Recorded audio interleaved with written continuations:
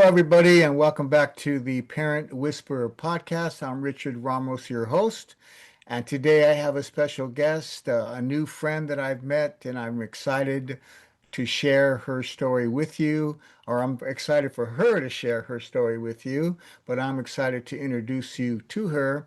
Her name is, let me see, let me get to my information. Lena is somebody I recently met, Lena Cebula. And what she does is she is a wife, she's a mother of three.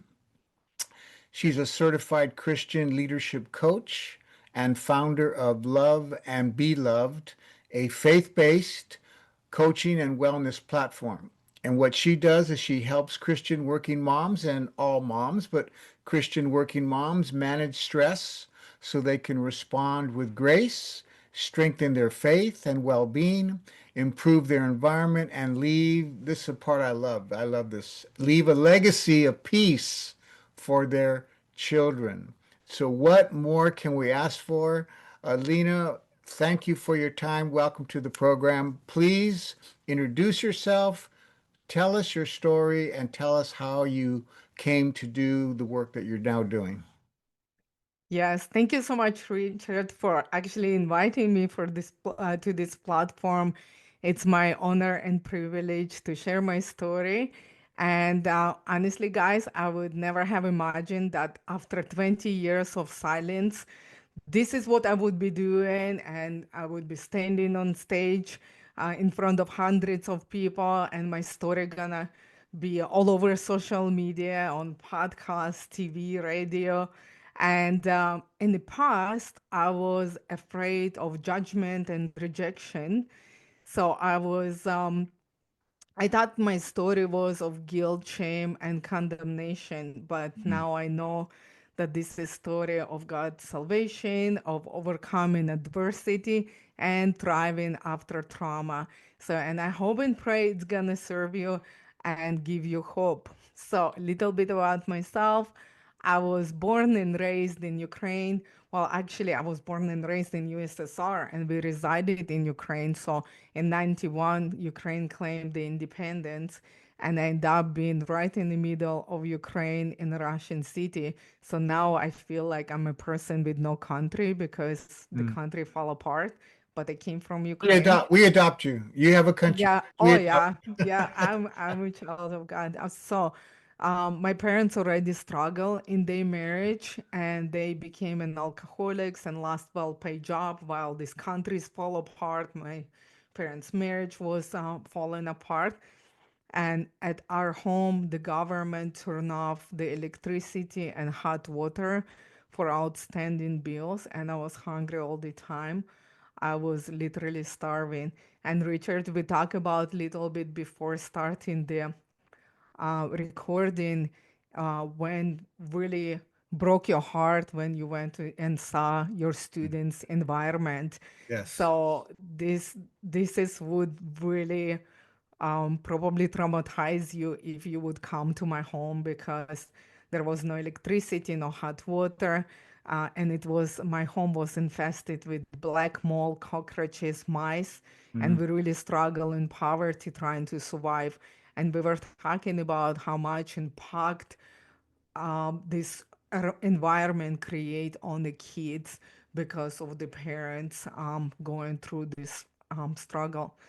So I was raised in a home full of strangers who brought booze and drugs, but they actually brought food too. So I was hanging around, just was thinking that I can eat something.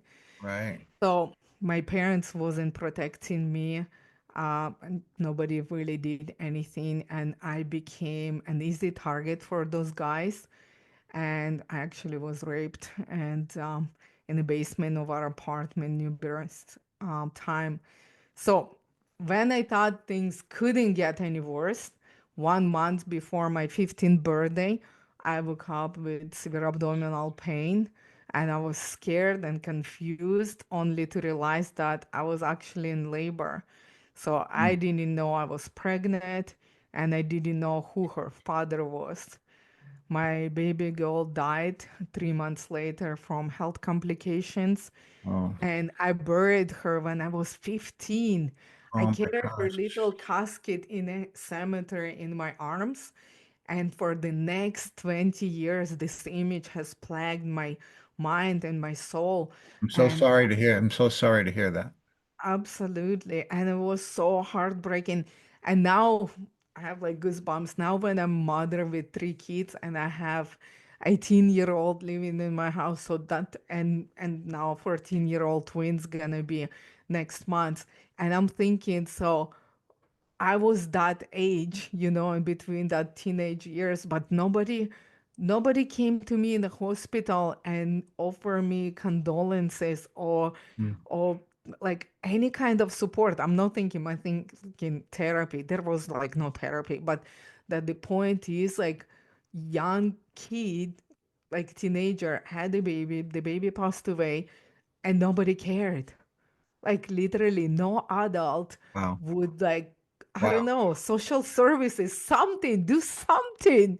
Now but this was in the Ukraine. Yes, and it Okay. was in that time when the country was like in a mess. So Mm, I do understand they try to like establish new government, new rules, new stuff like that, but like lots of people went through, really horrible situation and was neglected. So of course, like I suffer with depression, anxiety, panic attacks, and I start using alcohol and drugs to medicate my pain. And I turned to heroin because it was better to be high than right. like, feeling like worthless, hopeless, abandoned, and so broken. And it's such a young age too. So the years went by. I saw people dying around me who went to jail. Like next 3 years, I hardly remember anything. I never per se wanted to end my life, Right. but I remember clearly I had those thoughts thinking, you know what, if I'm not wake up tomorrow, it's gonna be fine, Mm, because nobody cares, nobody gonna look for me, nobody gonna be sad for me.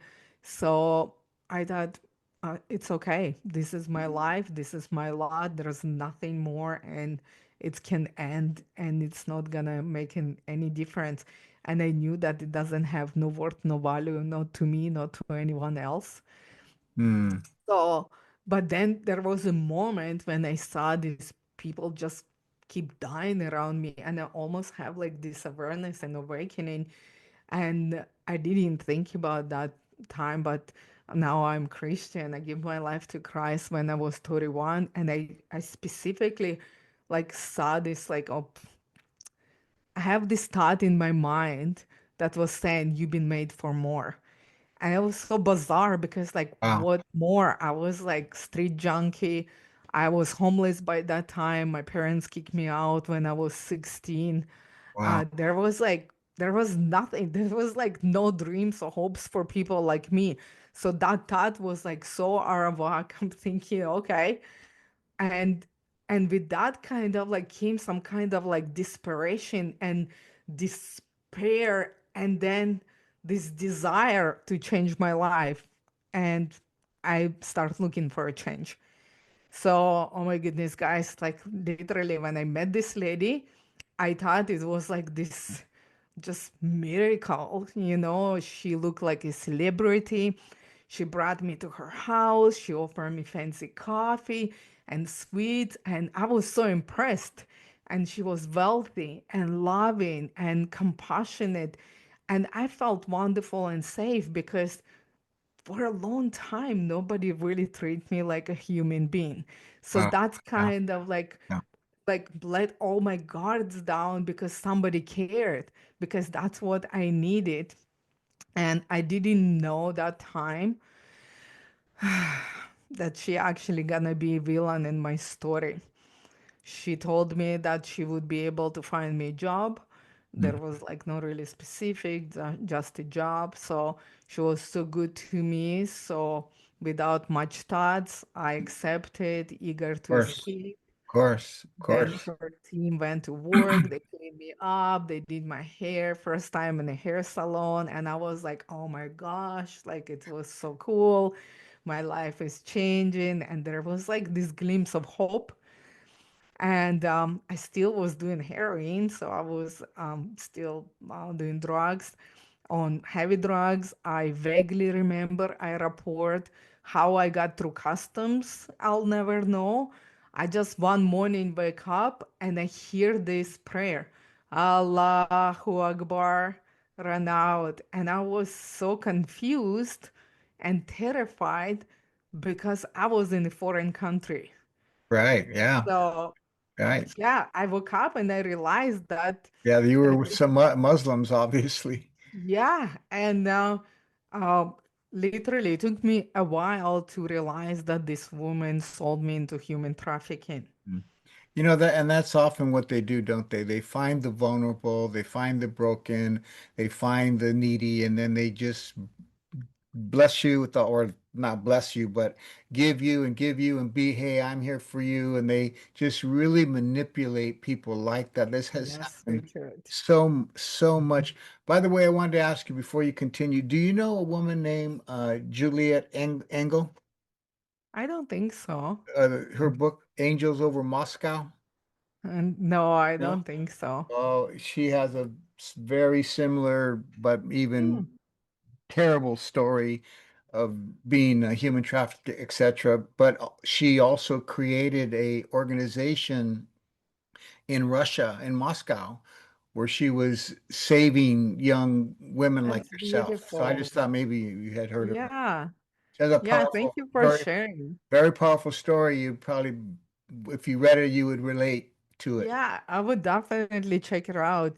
And that's what I do believe God allowed us to go through hell like that so we can survive, overcome, and take care of other people. Because I'm on the mission now to support moms and make their life better, but the proceeds from my work go to Fight for Freedom, which is the Christian nonprofit that support survivors of human trafficking, and Zonta International, which creates internationally better world for women and girls. Wow. So that's my Wow. passion. Wow. So and it's I want to add a little bit to what you were saying about how they pick their victims. That's actually called grooming, Correct. and they find that specific need. You know, for me, it was caring. There are like so many different ways that can predator can lure the victims, and they will find what is that for you in that moment need. Sometimes they look in through social media and they pretend to be a boyfriend, or they looking for something like instabilities in home. Hmm. And honestly, guys, like I'm telling you right now, being really open and speaking and looking into this little bit closer, like two things like I want to tell you. Number one, human trafficking happening not in some like Ukraine, Moscow. It's happening like everywhere. That's So it right. can happen in your backyard. There's That's people right. trafficked from their home, your neighbors, like in your neighborhood that you don't know. Because if you don't know red flags, you're never gonna identify it. This is like so evil. If we could see, like, for example, domestic abuse and violence, you can hear, you can see the consequences, you can see the bruises, broken bones. So when you see your family member or neighbor, you right away have this red flag and you like, this is not okay, something is wrong, you need help. Right. But the grooming, like, and the trafficking can fly so much under the radar. I have a lady who I was interviewing on my podcast, and she said, Lena, if I would know the red flags, I would know that my cousin was trafficked. And she sat with us every Christmas, every Easter, and I saw something wrong, but I didn't look, didn't ask the questions, and I thought, oh, it's teenage years and stuff. And she actually was trafficked. And another, like, really terrible and evil like misconception that we think that trafficker prey on somebody they don't know. In my situation it happened like that, but like most of it, like the percentage is so big, I just don't remember the numbers, but like more than 50% times Yes. Yes. people traffic at home by the people that like family, like friends, neighbors, Right. which is That's right. so bad. That's right. So if you have a person in your life, doesn't matter, children, parents, neighbors, friends, if you have a person that the life of the party and they were so exciting and everything was good, and then something start happening, they becoming like little bit paranoid and quiet, doesn't want to come to the events of the family or friends, start canceling, start being quiet. Sometimes we're thinking like our brain find the solution. Our brain gonna say, "Oh, she's tired. Oh, too much work. All this." Always ask questions, like million questions. You know what? Doesn't cost you anything to pick up that phone and say, "Are you okay? Is everything's okay? I didn't see you." Or why this is happening? Is anyhow like I can help you? Maybe with teenager, it's gonna be like, "Mom, I'm just so tired and overwhelmed with the school, friends, blah, blah, blah, blah, blah." And then you kind of get to the point and you're like, okay, if you need help, I'm available to you. But maybe it's gonna be you discover some secret boyfriend there. Maybe Mhm. there's like secret cell Right. phone number. Maybe you will discover they have some kind of like jewelry, new clothes, or something that they cannot afford to buy in their lives. So you have to be so intentional about these changes, That's right. and ask questions. Then you're gonna see. Because look, somebody had my documents. I didn't have my passport. Somebody walked me through customs Right. You didn't even to know. another country and nobody asked questions. Yeah, I want So, all of you that are out there listening, please pay attention to what Lena is sharing here because you know that this is not only in human trafficking, but this is also how sexual abuse takes place oh, by the people absolutely. that we know. Unfortunately, I know that's hard to hear, but here's the problem and what Lena is encouraging. Normally, it's a family member or someone close to someone you would never suspect. But the issue is we are afraid to confront them with Mm. questions. We don't want to ask questions and it's uncomfortable, but it needs to be done. So I just wanted to encourage all of you, please take heed to what Lena is saying. Go ahead, Lena. Sorry, I just wanted to No, make that. absolutely. And you're right. And you know what? I want to add to it because now I'm mom of three kids. And I was like, for me, it was very weird how people sending their kids for sleepovers to their classmates, Oh, to whatever stuff. And I was like, because of my trauma, I'm like super vigilant and little bit over controlling. And we will talk about trauma a bit later. But it's make me like really like yes. stranger danger. So I'm overprotecting of my kids, and maybe they complain and fight against this That's with what my me, kids used to but do. My kids used to always I complain cannot about hear that. you, Richard. Oh, how about now? Yes, My yes. kids used to always complain about that. I would never let them spend the night anywhere, but now they understand they're all adults. Oh, absolutely. And I didn't let them do it because for my own peace, Mhm. because I'm like, you have home, you're safe here. I know your friend, but maybe some parents I know too, but maybe there's crazy brother, uncle, like father, like you never know until you're actually living with those people. People always like put their best foot forward, and you don't know. So sending your child, especially like under 5 years old, it was so bizarre for me. Like just protect your kiddos. And even if it's teenager, make sure that you know that places that they are safe, and places that you allow them to go are safe. Make sure that you know the parent. Make sure that you know the some issues. Listen for those stuff. They can say it like, "Oh, I met this friend. She's fantastic. I love her. We are like sisters now, blah, blah, blah. But her Mhm. brother just come back from jail." Okay. The Yeah. red flag, just Red I know flag.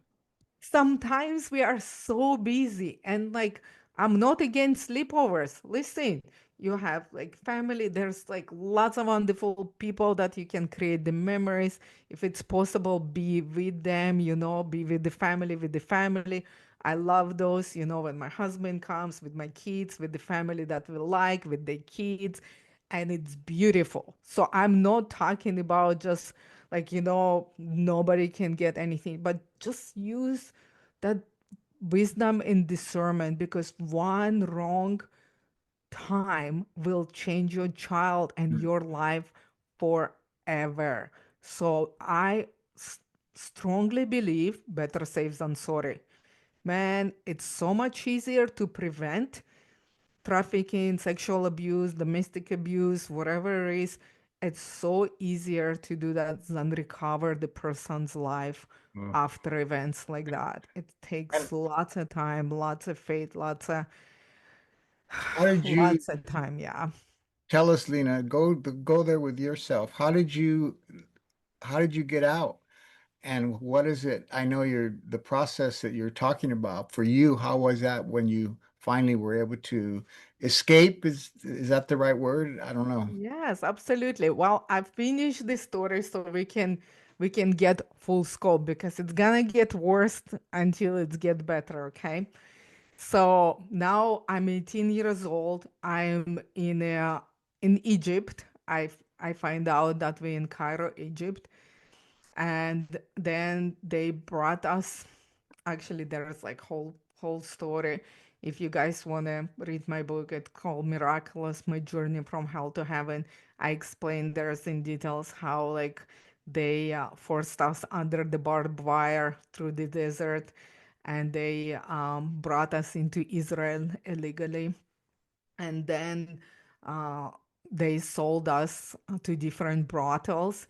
All those, like if you watch the movies with this dark room, the red velvet couches, and the men coming by, like women, oh, what women, like we were like 18-year-olds. So I don't think it's, I don't know, I see my 18-year-old, she's still a kid.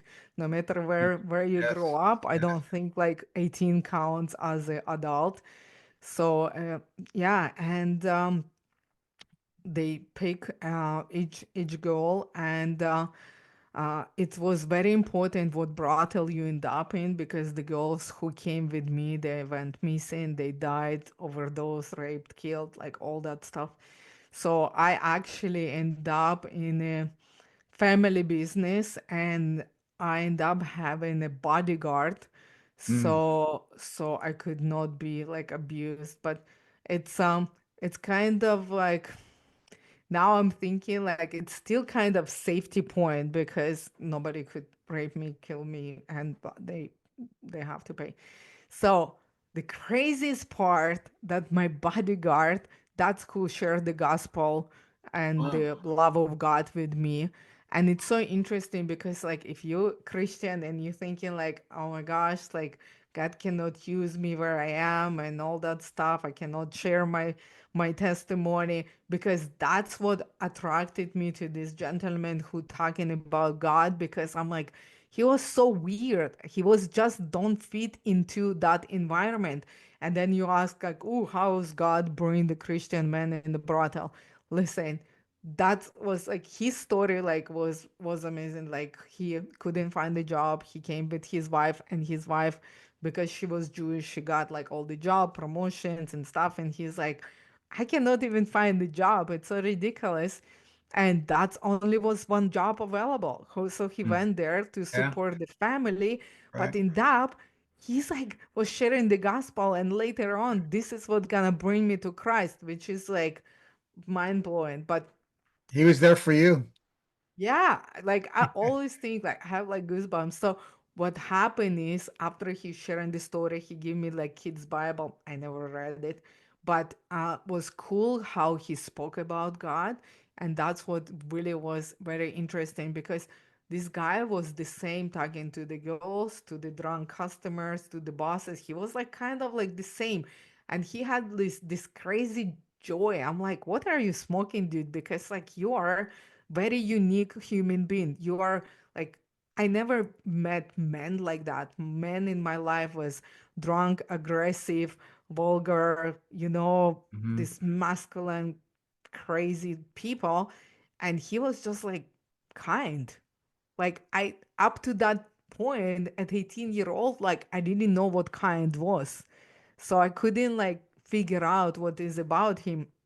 So then my grandpa had a heart attack. Oh, and little side note, when I was trafficked, they took me from my country for 3 months. Nobody looked for me.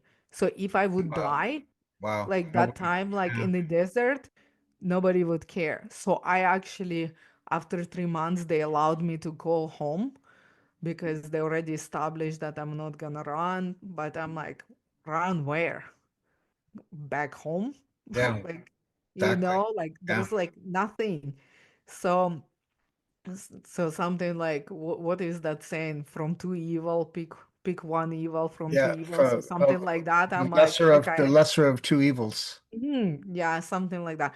Oh, and by default, because there was no heroin, I actually went through withdrawals, and I was clean from heroin. So I'm like, okay. So then when my grandpa had heart attack and I find out, this my bodyguard actually took me to Jerusalem for whole day, and me and his daughter went through, like, literally it's so bizarre to think that, but I walk everywhere that Jesus walked. So from the Wow. brothel to the Wow. Wailing Wall, and Wow. it was so cool because she was this amazing scholar. Like she's like young. I don't know, even I don't remember like exactly like her age, but she was very young. But she was so proud. She was telling me like this God stories, just like her dad. It's so cool. And when we got to the Wailing Wall, they say, okay, just have to pray. I'm like, what is this pray? But I actually put my hands on the Wailing Wall and I pray for my grandfather's life. Wow. And he was spared because he was in coma from heart attack, and the doctor said, you need a miracle. And I'm like, okay, I'll get you a miracle because he's talking about this God that creates the miracle. So let's see. But my point was like in all of this, because closer and closer I came to that wall, all my dark deeds like flashed before my eyes. Like, I was like prostitute, alcoholic, drug addict, I had abortions, like Mm. I was stealing and drinking and smoking and sold stuff. And then now I'm coming to this omnipotent God, ask him for favor. But I literally just anchor into like doing this for my grandfather. I know I don't deserve mercy, like, but do this for him because I know like if he dies, my grandma dies and all this stuff, and it was terrible. And and those people, like only two people that I have some kind of like feelings of closeness to. But so interesting that God did hear me and he did answer my prayer. Wow. And not only that, I actually experienced a Holy Spirit encounter, which Wow. is like was so bizarre because I was saying to my friend, isn't that supposed to happen when you give your life to Christ? How did the Spirit enter me and have that? Because like I had those experiences later when I become a Christian. Right. I'm like, I know 100% this is what happened to me at that wall. And my friend said that God looking into the heart. So he encounter you in the, like that future, your future self, that you're gonna give your life to him. I'm like, that's so cool. So because I didn't see that, because I just saw who I was and what I was doing, and God just met me where I am, who I am, and told me that he loved me and he showed up for me. So interesting though that that's what triggered me to leave. So, but that Okay. time I was there almost 2 years.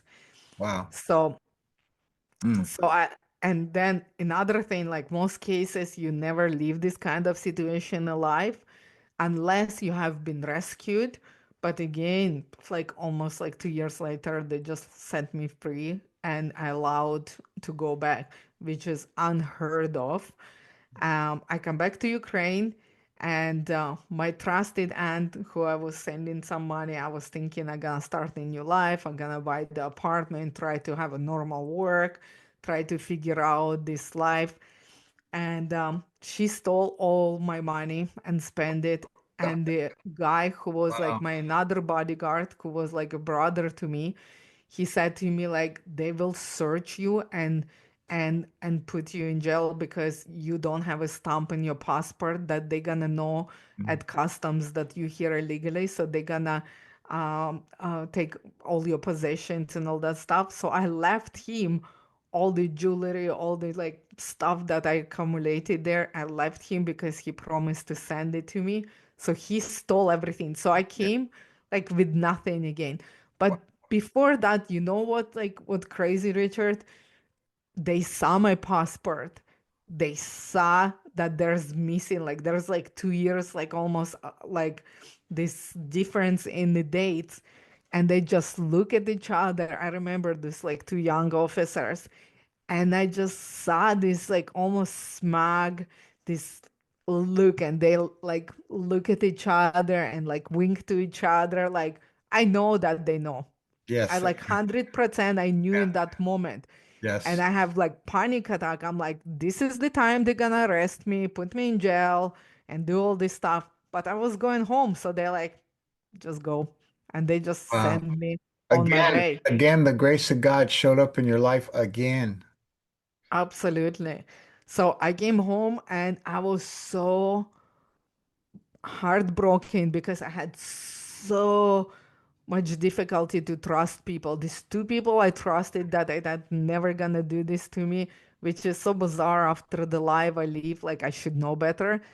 But I was so betrayed, and my brain again spiraled into anxiety, into this really anger and madness. So I didn't know what to do, and I found that that time one of my friends become number one drug dealer in my city. So I just thinking, okay, this is how I gonna get my worth and value and my fix. And in 3 months, I was on heroin again, and I was right hand of this drug dealer, and I have the job to pay the cops, the mafia. I have so much drugs and money on me, and I had so much influence, and I thought this is gonna bring me that worth and value, try to like kind of like the status, like I Right. thought like now Right. they're gonna bow to me. Yeah. But there was like still no peace. Like I was using clean heroin, like those of like six people. I knew I gonna be like end up in the cemetery, or I gonna end up in jail because like the rumor starts going about the raid because there was like lots of drug addicts in my city. And there's again those thoughts about you were made for more. I'm like, this is so bizarre, but I kind of follow this again. So I literally left my city, and there were guys who moved to Kiev. They were like ex-drug addict, but then they give their life to Christ, which is like I just put two and two together that again that grace of God. So I'm showing Right. up like with this guy's house and slept on their floor and went through like hell of the withdrawals. And people literally don't quit heroin by themselves because it's not like this fancy you see in Hollywood people doing with the IV and vitamins. No, you freaking dying for 7 days. You cannot eat, cannot sleep, like throwing up, sweat. Your like hair on your like body hurts, hair.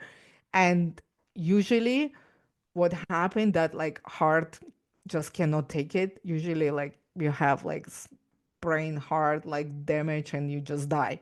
That's why people don't quit heroin by themselves. Right. So I quit like cold turkey, and before I give my life to Christ I thought it was like, oh, I'm young, oh, this. That's not true. I do believe God saved me because I was made for more. Yes. So That's right. so what happened then when I got clean, I tried to find a normal job, but my country was a mess and everything was a mess. So then somebody told me about Ken. Oh, that's not what happened. Not somebody told me. I actually went and sold myself again into sex trade because I was planning to come back to Israel. But I think in that time 9/11 was happening or something Mhm. like that. So they closed the border so nobody would go there. But I sold myself and they brought me to Canada. So that's how I ended up in Canada, actually was trafficked. So Is here in that Canada, where you are now? You live in yes, Canada? that's where I am now. Yes. So I came here, I spoke zero English, and that was one thing because I love to communicate. I don't know how I convinced them to send me to school to learn English.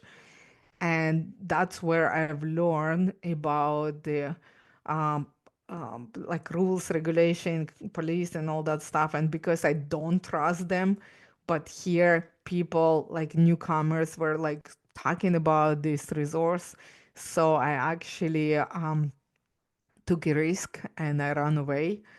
And I live in shelters and I learn English from the level zero. And then I got my first job, uh, normal people job, and I've learned how people live in like from 9 to 5, and I have to learn how to behave and how to dress, how to do my makeup in a different way, how to act in different way.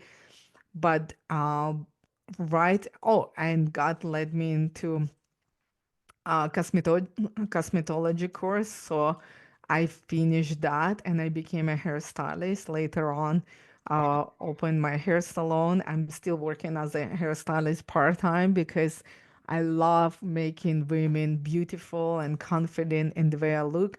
And my other business, coaching business, I love make women confident and beautiful from inside out, that they do Yeah. the work Yeah. that God helped me to heal through, and I guiding them through those steps so they can be healed and whole and healthy and abundantly wealthy with Yeah. peace and grace. And but it's all built like on my own path and my own journey, and that's how I give back now.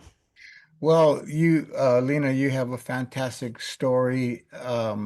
Thank you for sharing it, and I hope that those of you out there that are listening to this, I know many of us have gone through our different trials and trauma and whatever, but it's all about us being able to be the best version of ourself now that we're parents, to be the mother, to be the father, the stepmother, the stepfather that our children need. So, Lena, before we end our conversation, talk about maybe some of the steps or some of the ways that you help the women that you work with. Absolutely. And I feel, Richard, that we have to do part two. Now I share my story, Okay. and maybe in part two, I will create specifically, we'll look through the some questions that your audience will benefit from. And we actually designed a next one, like kind of more like a teaching segment. So you Okay. can get little bit more than I know we're running Yeah. on Well, we time still now have some as well. time. I want to be Yeah. respectful Oh, of your time, absolutely. but I Oh, would love to do part two. Yes. So we still have some time, and I just want to be respectful of your time. So oh, absolutely. go ahead. Yes. So when maybe started here before I go into my work, because then from my cosmetology course, I actually end up marrying a pastor's kid. Oh, So God planted me right in the middle of the Christian family, and we got pregnant very early. And that's where that I wasn't drinking, wasn't smoking, doing drugs. But because the space between me, like just having my normal life was somewhere like 1.5, like 2 years.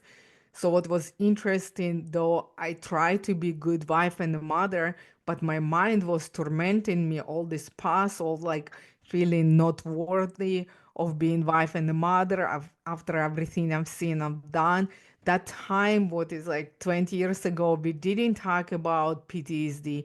We didn't talk about effects of trauma. We didn't talk about postpartum depression. We didn't talk about the marriage of two broken people trying to like make it something out of it, because guess what? My husband not an angel too. Like everybody have their past that they bring in into a relationship. And you're absolutely right. We were talking about this little bit earlier. Until the person in the family take their own responsibilities and ownership for their thoughts, behavior, um, feelings and stuff like that, that's the part of the maturity. And see that, okay, there's the trigger, there's the trauma. That time we didn't have those words. Right. I just realized, like, okay, when he does this, I do this. When I think this, I do that. And it's always negative. Right. I didn't That's know right. it's trauma. I didn't know that if like I just gonna have my idea was, if I have healthy relationship, clean home, food all the time, I will be serving to the best of my ability, take care of this baby, everything gonna be good, because I give them everything I didn't have.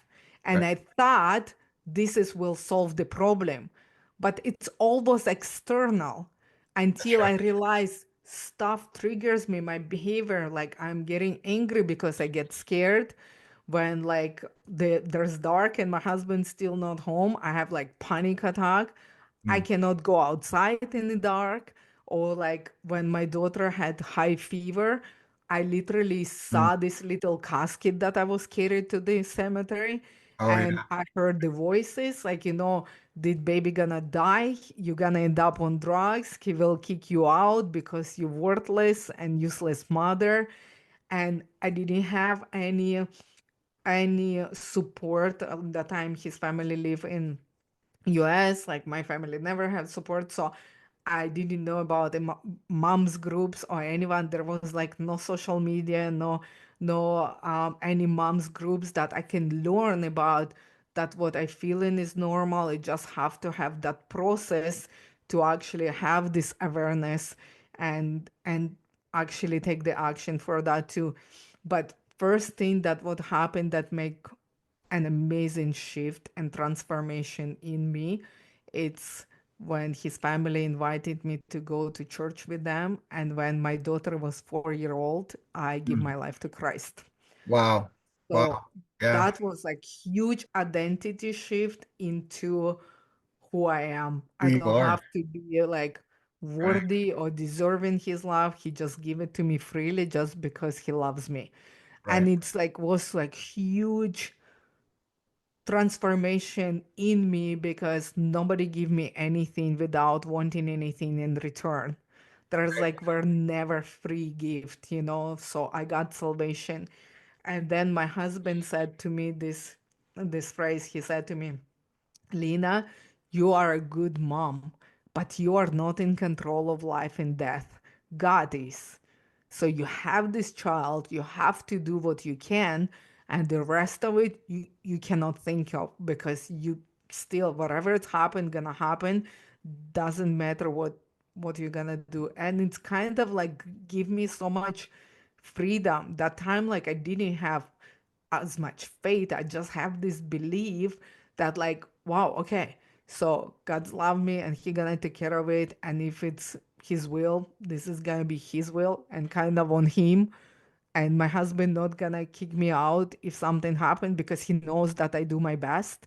And I have to hold on to that and kind of release the control for her life. And it was such a huge burden off my shoulder, so I could kind of like control my anxiety. So that was identity part. Like it was huge for me, understanding who you are in Christ instead of allowing the stress, the performance trauma to define you. The second part, like of my program as well, that I'm really passionate to teach people, it's the awareness. It's recognizing the thoughts, emotions, habits that keep you stuck, and can respond intentionally instead of acting automatically, because usually Right. it's negative. Like That's right. usually there's no triggers that I had in my life that they were glorious and for benefit of my family. It always was bad.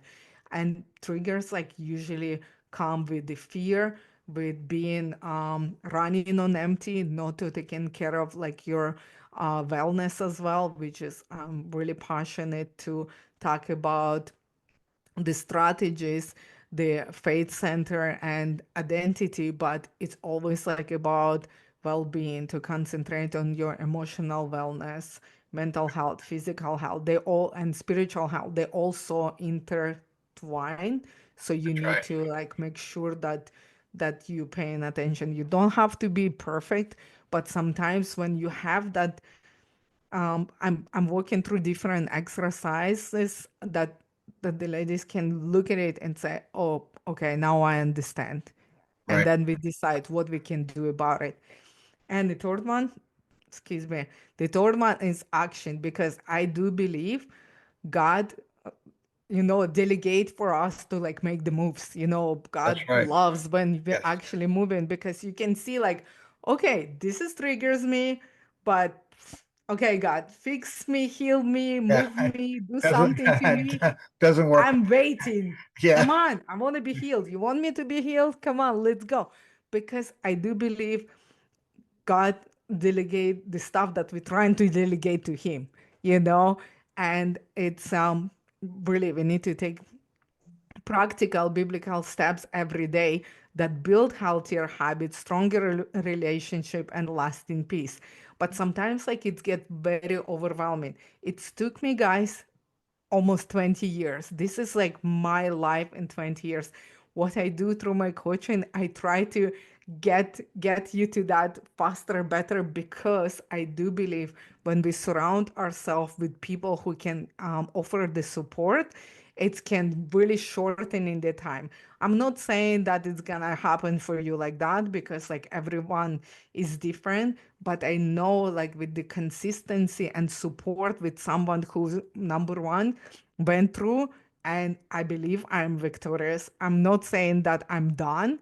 There's lots of things that God's still working through me, but I kid you not, I'm not the same person that I was 20 years ago.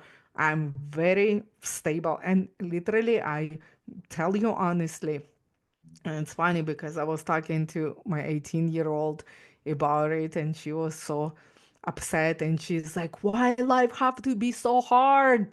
And I said to her, "Listen, I'm 45-year-old.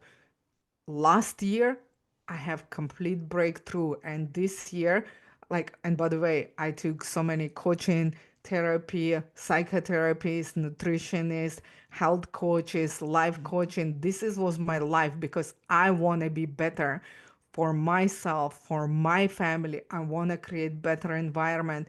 And because I saw clearly something is wrong with me, and I saw as well, especially like watching Joyce Meyer from the stage talking about her sexual abuse since she was like 3 years old, and they saw that if she could do it, if she can heal and overcome, I can do it too. So I saw that possibility. So I want to tell you guys, as long as you believe that the transformation is possible, and it is, because this woman was saying, I'm telling you, it's take time, it's take the resources, trying different things, but this is what I live and this is what I teach, because uh, partner up with God, then partner up with someone who can help you to see uh, and have that awareness about what you're doing, how you're doing. You can figure out this on you by yourself, but having someone beside you to actually teaching already like proven framework, it just save you time and struggle. If somebody come to me 10 years ago and say, Lena, I know what you need, let's do it, I would go with them. And if they told me that today I'm gonna be sitting here, and this year I have like the most breakthrough. I have this supernatural peace, like nothing like can literally, like there's moments that I'm just amazed. And guess what? My family is still messy. The teenagers, I have three teenagers in the house, 18-year-old and 13-year-old twins. Trust me, next month they're gonna be 19 and 14-year-old twins. And it's like, they go into high school, colleges, they have like the drama, the boyfriends, the like friends, the rejection, and like, And I'm just making my coffee. I'm like, tell me more. And my heart just in so much peace. And I'm like, I love this life. I truly love this life. And looking back, if like God would say, you know what? I would give you one wish. I can change your life. I can give you good family. I give you like everything your heart desired. The peace, even like peace like this from beginning, and loving husband and beautiful, wonderful children. Anyway, make perfect everything, but change your life. I would say no. You know why? Because I love my life. I love who I am now because of everything that happened. You know why? Because now I have compassion for other people. Now I'm humble, like having like all this struggle and have this amazing faith with God because I'm like, oh my gosh, you brought me from here to here, like, and so faithful, like from this pit of despair and like brothels and the Yeah. addictions and all this stuff. And guess what? My body is healthy, my liver regenerated, my heart is good, my brain is perfect, and I love who I am. And it's not like I'm bragging like, oh, I'm perfect, blah, blah, blah, blah. No, but I know this transformation is possible. And I'm still like work on lots of different like health stuff, that like I like to run the marathon. Maybe not running though, but something like, I want to do something like pushing my body like physically, like go I don't know. That's another thing. So I want to go to another level. Maybe that's how I can tell you. Well, And still, you're gonna tell us in part two. yeah, it's still another level. I'm not saying that I'm arrived, but Right. I just want you to hear my excitement that all the thing that I did in my life to trying to make it better for me and my family, it happened. Not fast, not miraculously.